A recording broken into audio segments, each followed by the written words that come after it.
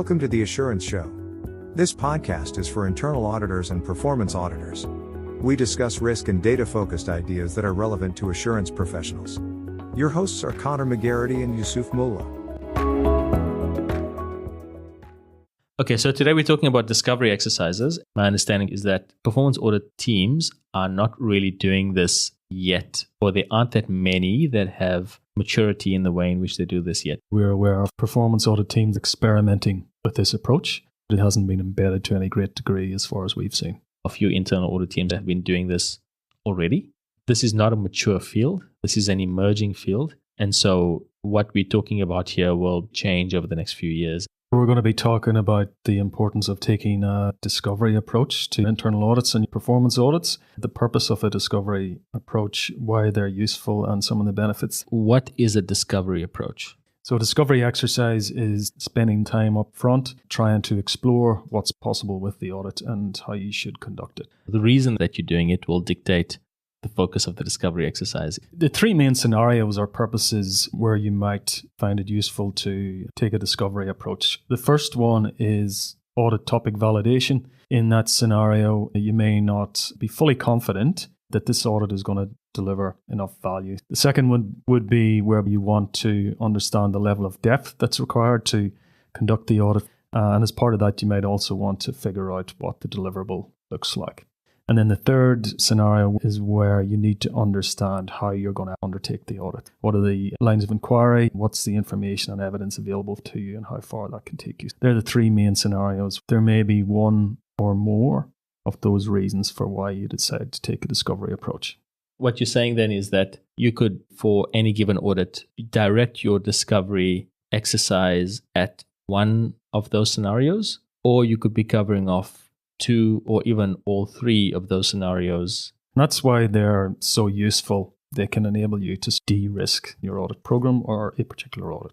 The first one you said was topic validation. What is that and why would we need to do it? Every internal auditor and performance auditor will have their work plan. 3 months, 6 months, a year, in some exceptional circumstances, maybe more than a year. As part of developing that work plan, they would have gone through an exercise to generate ideas about a range of topics. As part of the evaluation process, they will decide, yes, this is a group that we are definitely doing because there's a potential for great risk. It may be really important to stakeholders or for a few other reasons. So those are ones that we said, yes, we're definitely doing those. Now, at the other end of the scale, you'll have some of those topics when you came to evaluate them, the team identified they're definitely not worthwhile. Not going to deliver impact, or it's addressing an issue that has to some extent been mitigated or some other reasons. And we know that for certain. You at least have done enough, asked the right questions to determine that those are topics that we're definitely not going to include in our plan. Between the definites and the definitely not topics, we have this group of maybes. They're topics we've identified, we've done the evaluation process, and we think they may be useful. We're just not sure how useful they're going to be. And we need to ask, are they going to stay on our plan or do they come off? A way to assess that need, so to validate each of those maybe topics, is to do a discovery exercise. So with all those maybes, what we found through our work is that it's useful to take a discovery approach to them to answer that question, will they stay on my plan or will they come off? The idea is that you have either an external to the audit team party that needs some more information, or you as the internal audit team need more information in order to determine whether this audit will go ahead or not. So either you're not sure and you need to do some more work to convince yourself, or you have a gut feel about it, but the audit committee or management or the CEO have looked at it and thought, I'm not sure. Can you tell me why we should do this? And you have a gut feel why, but you don't have a definite why. So you're going to go with a discovery approach to move from a gut feel to a definite yes or a definite no. Is that what we're talking about there? That's spot on, because you need to be accountable for how resources are prioritized and what they do. So you need to give comfort to those stakeholders, if it's external, to your unit, that you've done enough work for those topics to stay on, or indeed you need to do enough for yourself to be able to defend those topics that you're keeping on your plan. Or you have the potential to do 20 audits and you've got 10 yeses and you've got 20 maybes, and you need to now determine of the 20 maybes, which 10 are going to go to a yes and which 10 are going to go to a no. So let's take some sort of structured process to get to the answer. And it may end up being 8 yes and 12 no for various reasons. The second scenario is where you're trying to understand the level of depth you need to go to within your audit. So this is now for both yeses and maybes. Correct. Okay. So in the performance audit domain, you generally start out with quite a broad audit objective, which is absolutely fine. And your performance audit may look at the delivery of a service or a government program that incorporates multiple entities. However, as an example, on your discovery exercise, you may find that the greatest risks that you're trying to address attach to just one of those entities. You're then enabled to refine your approach to focus on that one particular entity. Okay, so that's different to preliminary scoping activity. And the reason that it's different to preliminary scoping activity is that you would go to a bit more depth and you would do work that would be able to be reused as part of the audit. And you would do enough work that enables you to produce a deliverable at the end of that discovery exercise that says, yes, we're going to go ahead, or no, we're not going to go ahead, or yes, we're going to go ahead at this level, and we're going to go ahead with this particular sample of entities. Now, how does that differ then to current performance audit methods? Once you've decided on a topic and started the preliminary scoping for that topic, you would then go and determine what your sample of entities is going to be. And your sample of entities ideally should be risk-based. So how is the discovery exercise different to that preliminary scoping in respect of selecting a sample? Well, firstly, the discovery exercise is in much greater depth than you would generally go to as part of your original scoping of the audit. It may well be that as part of your original scoping, you didn't have proprietary information available to you that you can only get through a more in-depth exercise.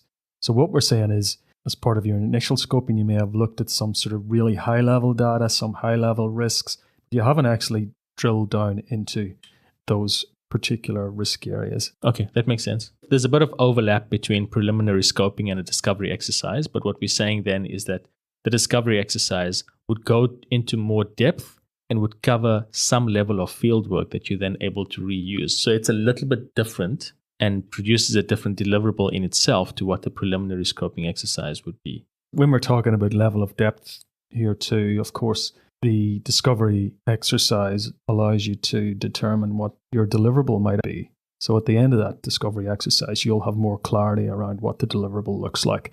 And that's really useful to bring back to stakeholders. That may mean that in the case of internal audit, you conduct a full internal audit, as in you conduct an internal audit all the way to the end and produce a standard audit report or whatever other communication is that you're going to be putting out. Whereas you could decide as part of your discovery exercise that what you've identified as part of your discovery exercise is sufficient and stop and report there, or you could go somewhere in between. So if you would normally take 4 to 6 months to conduct an audit, you're doing a discovery exercise for 1 month, you could say, I'm either going to exit after my discovery exercise because I've got enough information to report at this point based on how much I want to report on, or I'm going to go all the way to the end and do a full-blown audit and report as normal and communicate as normal, or I'm going to go somewhere halfway, and that means that I'm actually able to deliver to the next audit committee as opposed to 2 away. Regardless of those 3 outcomes that you have, you're always going to have some sort of product. So you're delivering value across that chain regardless of where you end up.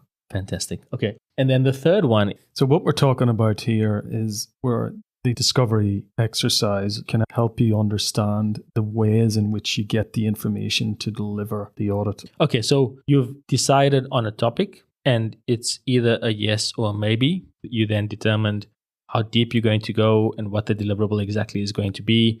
And you may have done some of that simultaneously. But let's assume a particular scenario. You've decided on an audit topic. So the answer to it at the beginning was yes. So you're not going to go and validate that topic. You knew how much depth you're going to go to. So you know that you need to do a full audit because it's really important or really risky. What then does this mean, this approach? Does this mean you can then determine how it is that you will go about executing on that based on some preliminary information gathering? Yeah, that's absolutely right. But probably even more beneficial is it allows you to identify those areas where you see limited return in how you deliver your audit. In practical terms, for example, we might find out through the discovery exercise that there's not much documented information or there's not a lot of data around. So we may need to conduct a lot of interviews or find some other means of gathering the information we need to deliver the audit. We wouldn't have known that from the outset unless we'd taken this discovery approach to try and understand what's possible in terms of being able to identify information, data, or evidence to be able to deliver. So we've done some scoping work. We know broadly what it is that we were going to be doing. When we do the planning work, we decide what the audit approach is going to be able to conclude on the lines of inquiry. And we may have combined interviews and documentation and data evaluation and analysis, etc. Now, if we do the discovery exercise, we might be able to fine-tune that approach early on so that we don't go down the path of lots of documentation around what the interviews are going to be, what the surveys are going to be. We know already, but we try to determine at the discovery step what exactly we can and can't use. In the data world, we'd look at what data is usable, what data we can get, whether we can get that data reasonably, what the quality of the data is to enable us to come to conclusions. And overall, it's about managing the engagement risk, making sure that we are focusing our efforts on the information or the evidence that's going to give us the greatest value, rather than try to spread ourselves too thinly. Discovery can help you zone in on what's going to be most useful to deliver so that you're not wasting time on things that are either going to be irrelevant or not that much value, and how you're going to use that information to draw your conclusions or findings. It sounds then like a shortcut method. So a discovery that is focused on topic validation will shortcut overall annual planning. The level of depth discovery helps to shortcut your scoping exercise, and the approach discovery helps to shortcut your planning exercise. The important thing to understand is that just because they're shortcuts doesn't mean they're creating risk for you, because they're actually minimizing your overall risk of not being able to deliver on your mandate or on your function or what you've been set up to do. So they're really strategically important in that sense. So while they are shortcuts and they allow you to prioritize your resources, focus on greatest impact, do the right audits at the right time and the right way, overall discovery exercises are a really good way to manage your strategic risk for underdelivery. You can use a discovery exercise for one or more scenarios. Would you plan your discovery exercise differently based on the purpose of the exercise? So if you were looking at topic validation only, or you were looking at topic validation plus confirming the approach together, would that discovery exercise look different? Yes. If you're purely doing discovery for topic validation, you may be able to do that really quickly in a short period. Now, obviously, if you're combining other purposes or scenarios onto that, whether it be level of depth or your ultimate deliverable you're trying to identify, or if you're really trying to get granularity on the approach that's going to deliver most value, then that could take a little bit more time and more planning so that the discovery exercise is done properly to tick off on those things. We started a couple of years ago with these discovery approaches, and we weren't very clear on what the purpose was then. And that created difficulty. We weren't sure what exactly the objective was going to be. In coming up with the different scenarios, the different purposes, and focusing the discovery exercises on that purpose or that set of purposes made a world of difference. It's all about what is the objective of that exercise, and then focusing your effort on ensuring that you achieve that objective by following the right steps. Answering those critical questions and trying to determine purpose takes a little bit of practice, and you're not going to get it right first time. Internal audit, performance audit have been going on for decades, but it took quite a while to get to how exactly do you go about conducting a performance audit? Or how exactly do you go about conducting an internal audit? And then there were all sorts of standards that came out, and people, I think till today, still try to create their own individual methodologies within individual teams, which is ridiculous.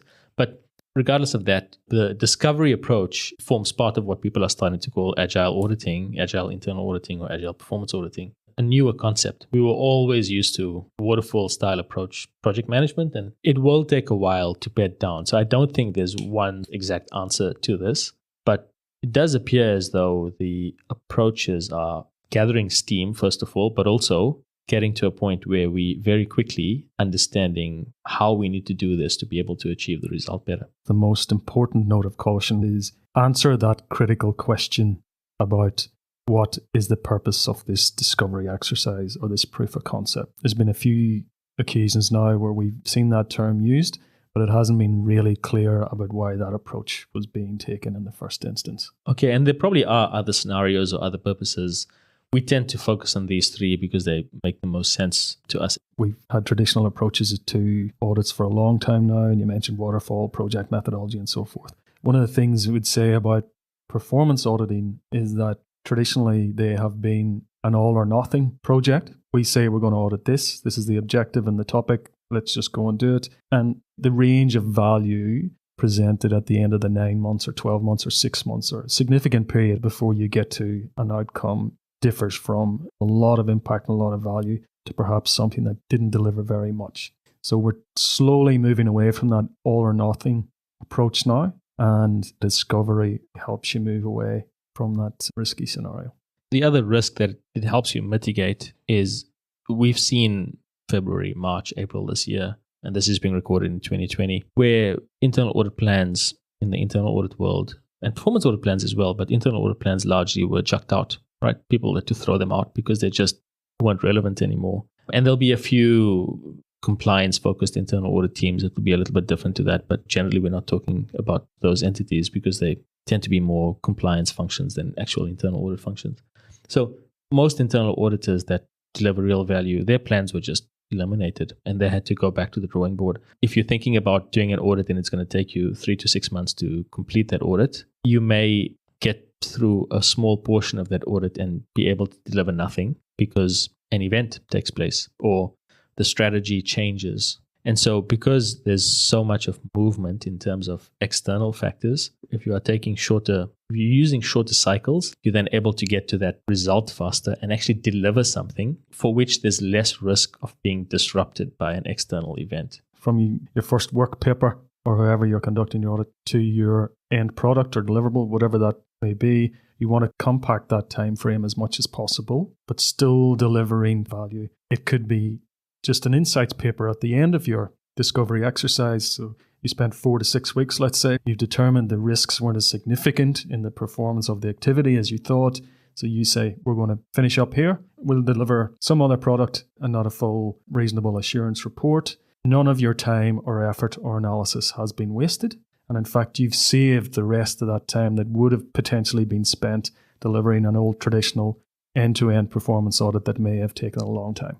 In the performance audit world, you need to deliver something on paper. In the internal audit world, it may not even be a report. The insights that you generate, you may be able to deliver that verbally, provide an update to the audit committee, or talk to management, talk to the CEO, talk to the head of internal audit if they're making the decision. Often you want to document something, but it could be like a one-page memo. It could be an email, depending on how quickly you go. How that ends up will depend on what level of formality you need within your team. How long it takes will depend on how long things take within your particular organization. Within performance audit, they would usually go for somewhere between 3 to 6 weeks. Within internal audit, they can go anywhere from a week to 3 weeks and sometimes a little bit more. It really does depend. Smaller organizations, you can do it within a week. But usually you want to give yourself a little bit more time. You could go to around about the 3-week mark in order to be able to deliver that. So it does vary. There's no rule around how long it's going to take and what exactly you're going to deliver. But the rule, if you want to call it that, is that it will be significantly shorter and far more valuable than trying to deliver something big bang upfront. And because it's got a shorter focus, it's a sprint really, I guess, to get to where you need to be at the end of the discovery exercise. You can do multiple of these at the same time within larger teams, and you don't have all your resources focused on one particular large audit, consuming all of your attention that may ultimately not give you the impact that you need.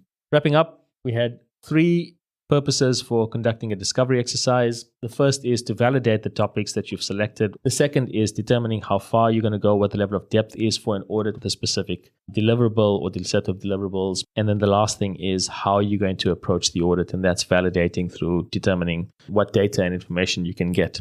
If you haven't started doing this yet, it's worth considering because it can significantly change your life. Thanks, Conor. Thanks, Yusuf. See ya. If you enjoyed this podcast, please share with a friend and rate us in your podcast app. For immediate notification of new episodes, you can subscribe at assuranceshow.com. The link is in the show notes.